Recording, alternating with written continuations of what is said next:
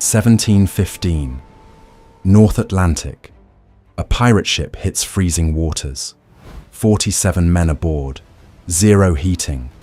Temperatures dropping below freezing. 4-hour sleep shifts in soaking wet clothes. Packed into a wooden hull with no insulation. No fire anywhere near them. And winds cutting straight through the ship like it wasn't there. By morning, not one case of hypothermia. Modern survival experts looked at what these men did that night and said it should have killed every single one of them. They broke almost every rule in the cold weather survival handbook. They drank alcohol. They slept in wet clothes. They packed bodies together in an unventilated space. They let rats run freely through their sleeping quarters. They loaded heavy rocks onto an already unstable ship. Every single one of those things wrong, according to everything we know today.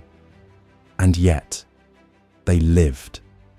This video is about how, and by the end, you're going to understand why everything that looks wrong was, accidentally, exactly right. Let's start with the most obvious question.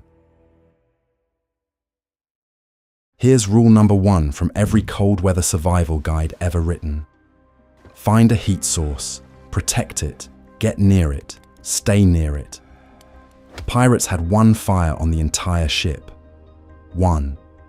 A single iron stove in the galley, built into a sand-filled hearth with iron cladding and a chimney routed straight up through the deck.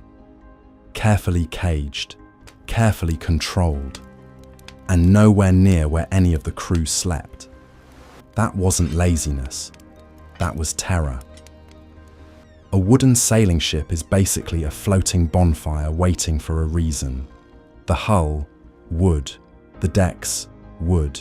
The masts, wood. The ropes, tarred hemp. The sails, canvas. And somewhere below deck, a gunpowder magazine with enough explosive force to scatter 60 men across the Atlantic in seconds. One spark in the wrong place. That's all it took. So the rule was absolute. One galley fire for cooking, carefully extinguished in rough seas. No braziers, no torches near the hammocks. No exceptions. Which meant the crew slept in total darkness, in total cold, with no heat source anywhere near them. And somehow, this was the right call. Because pirates didn't need a fire. They had something better. They had physics. The Orlop deck. The very bottom of the ship, sitting below the waterline. No windows, no airflow. A dark, sealed space that sounds like a nightmare. And in warm weather it was. But in freezing Atlantic waters, seawater holds a steady 50 to 60 degrees Fahrenheit, even when the air above is dropping into the 20s. That wooden hull became a passive thermal wall between the men sleeping inside and the freezing ocean outside. Not warm, but survivable.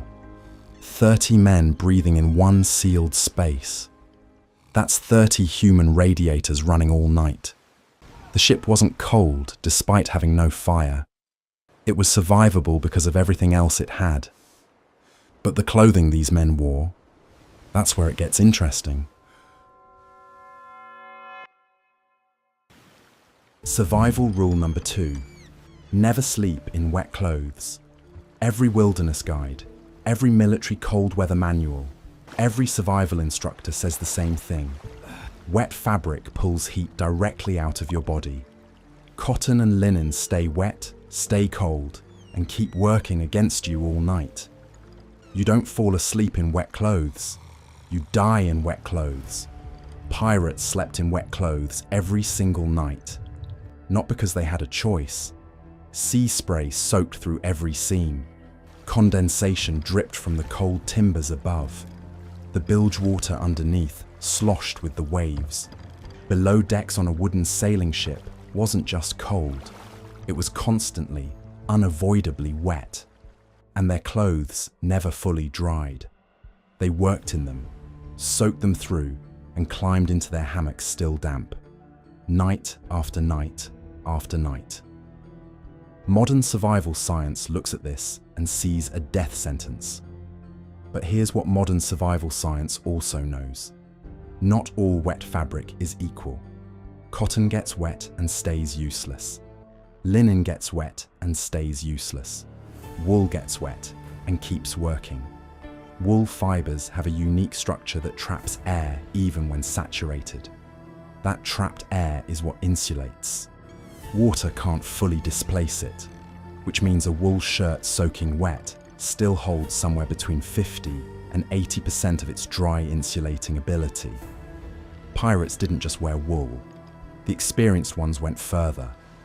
They rubbed raw lanolin, the natural oil from sheep's wool, directly into the fabric. Some used whale oil. The result was a crude, water-resistant coating that repelled spray before it could penetrate. No synthetic shell, no Gore-Tex.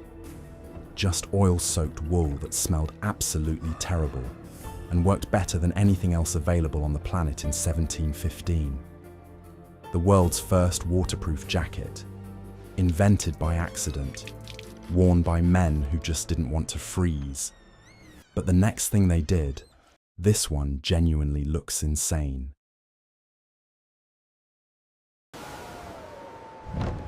Ask anyone what pirates did to stay warm. You'll get the same answer every time. Rum. And they're not wrong. Pirates drank constantly. Half a pint a day was standard issue. Some crews went through more rum than fresh water. It was currency, medicine, and morale all rolled into one wooden barrel. There's just one problem. Rum makes you colder. Not feel colder. Actually colder. When alcohol enters your bloodstream, it dilates your blood vessels. Blood rushes from your core to your skin. Your face flushes. Your hands tingle. Your whole body floods with a wave of warmth that feels completely real. It isn't. That heat isn't being generated. It's escaping. Your body is radiating its core temperature outward through your skin, burning through reserves it needs to keep your vital organs alive.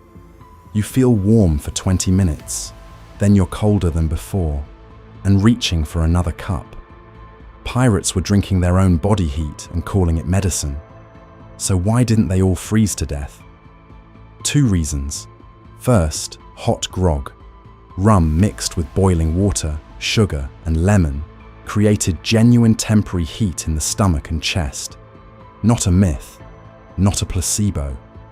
Real, measurable warmth for about 20 minutes before the alcohol took over and reversed it. That morning cup wasn't keeping men alive, but it shocked frozen bodies back to something resembling function. Second, sleep. Rum dulled the misery just enough. Men who'd spent 4 hours on watch in winds that cut through wool like tissue paper needed their minds to stop long enough to fall unconscious. The rum helped. 4 hours of exhausted, alcohol-assisted sleep was still 4 hours of sleep. They weren't surviving because of the rum. They were surviving despite it. But the next wrong thing, this one I genuinely didn't see coming.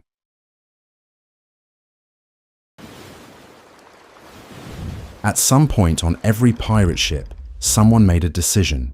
The rats stay, not because they gave up, not because they couldn't catch them, because experienced sailors figured out, probably through trial and error across decades, that a ship with rats was slightly warmer than a ship without them. Let that sink in for a second. The Orlop deck on a working pirate ship had hundreds of rats, not dozens, hundreds, running over sleeping men, nesting in rope coils, moving through the dark in numbers that would make most people abandon the ship entirely. Every basic hygiene rule says, eliminate vermin. Rats carry disease. Rats contaminate food. Rats are a health catastrophe waiting to happen on a vessel with no medical supply chain and nowhere to evacuate the sick. All of that is true, and pirates tolerated them anyway, because in a sealed, unheated space below the waterline, Dozens of warm-bodied mammals moving through the dark actually raised the ambient temperature.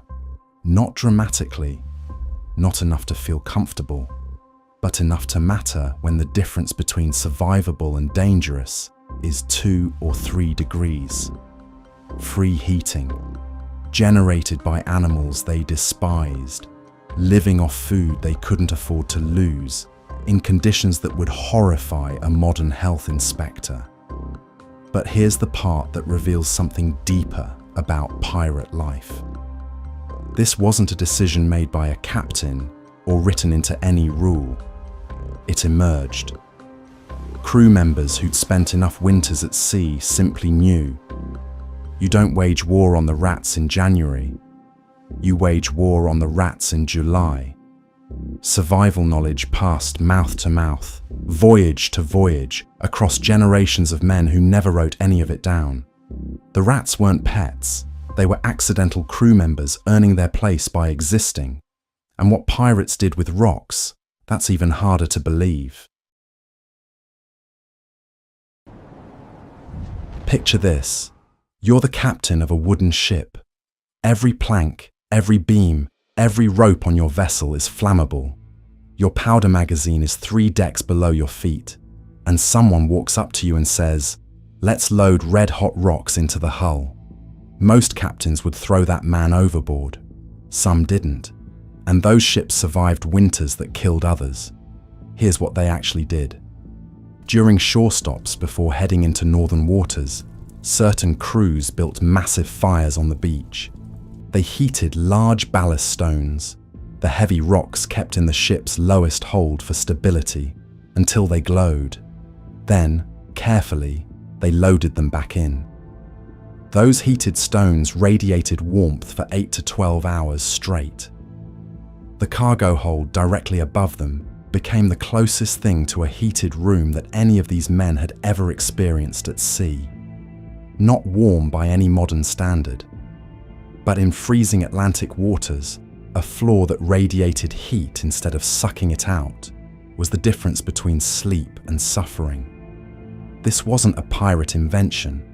It came from Scandinavian fishermen, a trick refined across centuries of surviving North Sea winters long before the Golden Age of Piracy existed.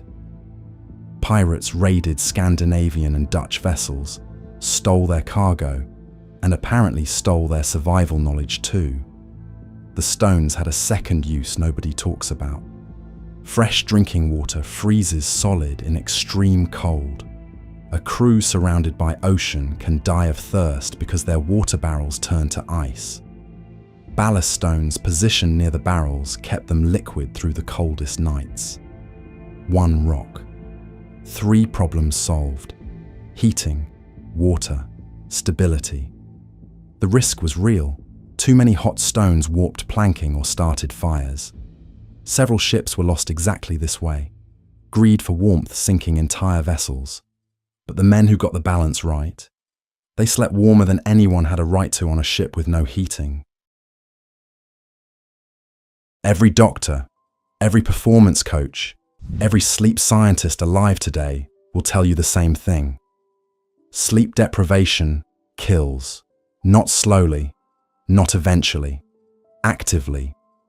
Chronically broken sleep weakens your immune system, destroys your body's ability to regulate temperature, and accelerates the physical deterioration that cold weather was already causing.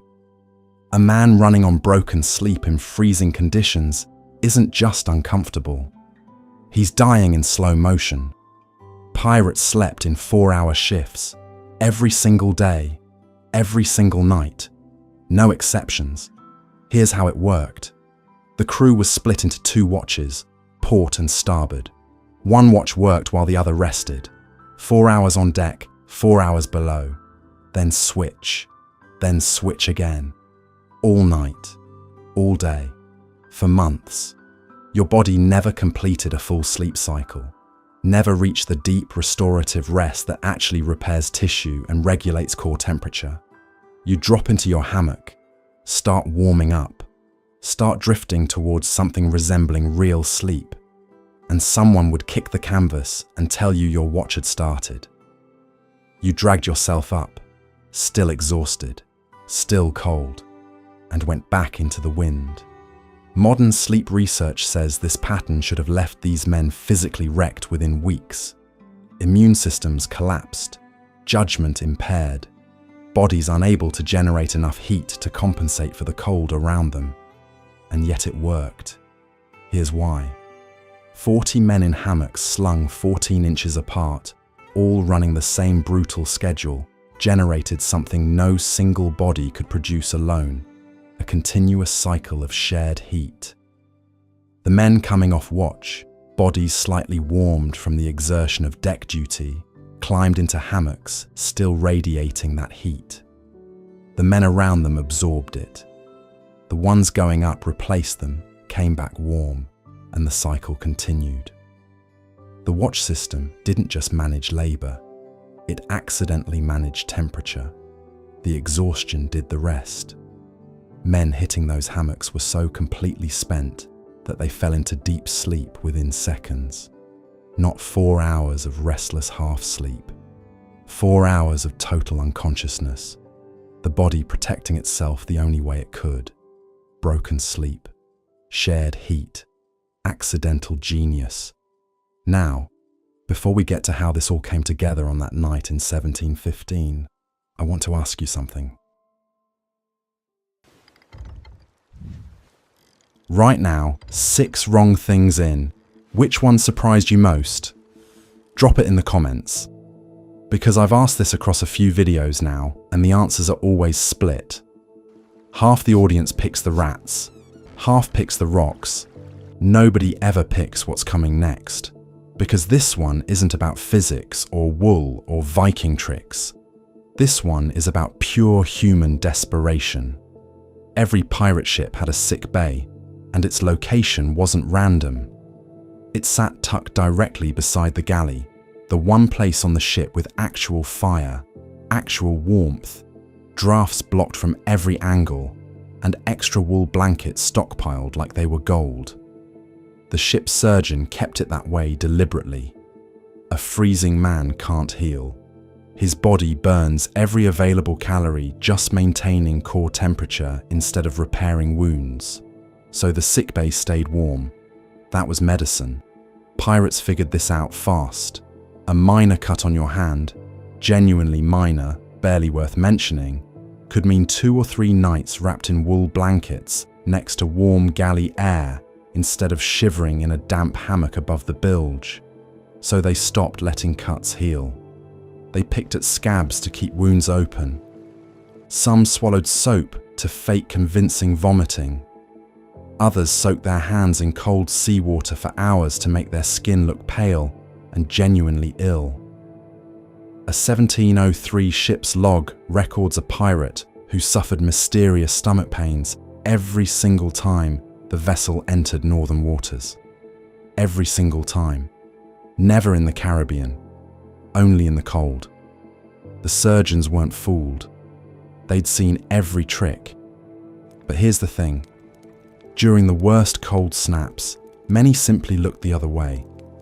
A warm pirate could work. A frozen one couldn't. If letting a man malinger in the sick bay for 2 nights kept him functional for the next 2 weeks, that was practical medicine. Warmth was the most valuable thing on the ship. And every man aboard knew exactly what it was worth. Everything we've covered so far, the Orlop deck, the wool, the rocks, the rats, the sick bay, that's all reactive. Men solving a problem that was already killing them. The smartest pirates never let the problem arrive.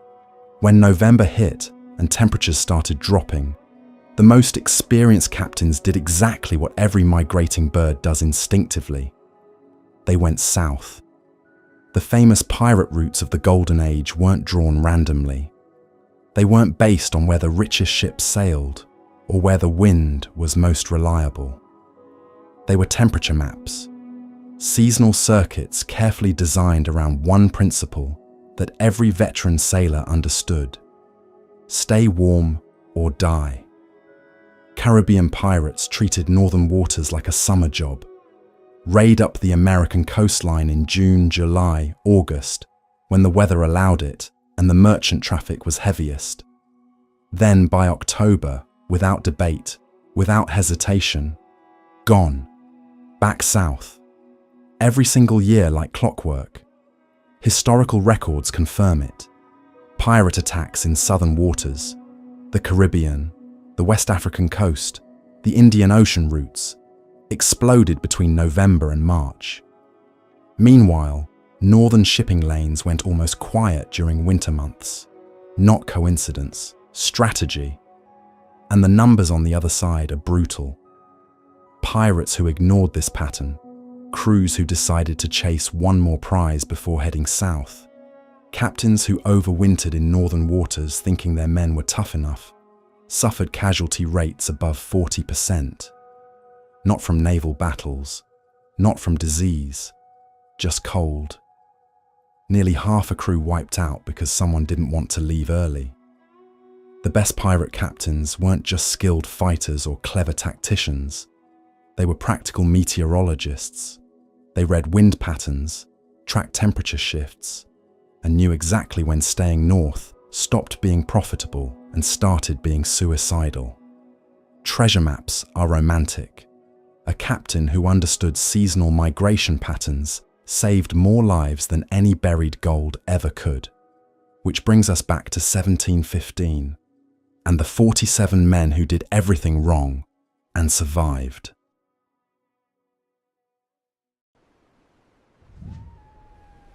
Captain's log reveal: no single trick, no secret weapon, no one thing that survival experts missed. All of it, together. They'd gone south late in the season, later than they should have, which is why they hit the cold in the first place. But 3 weeks before that, they'd raided a Dutch merchant vessel and stripped it of every wool blanket, every oilskin coat, every piece of warm clothing aboard. The Orlop deck was packed tighter than usual that night. More men below, less exposure above. The ballast stones had been heated during their last shore stop 4 days earlier and still held residual warmth in the lowest hold. The cook had been bribed with a double rum ration to keep the galley fire alive 2 hours longer than regulations allowed. No single genius decision. Just 10 small ones stacked on top of each other by men who'd learned, through years of freezing, suffering, and watching others die, exactly what worked. That's the real answer. Pirates didn't survive freezing ships because they were tougher than us. They survived because they paid attention. They inherited knowledge from Dutch fishermen, Viking sailors, and Caribbean traders, and used every piece of it without needing to understand the science behind it. They did everything wrong, and survived because wrong, in the right combination, was exactly right. If this video made you see pirates differently, not as romanticized rebels, but as genuinely resourceful men solving a problem that tried to kill them every single night, hit subscribe. Because every video on this channel takes a moment in history that looks one way on the surface and pulls it apart until it looks completely different underneath. The next one will do exactly the same thing. You won't want to miss it.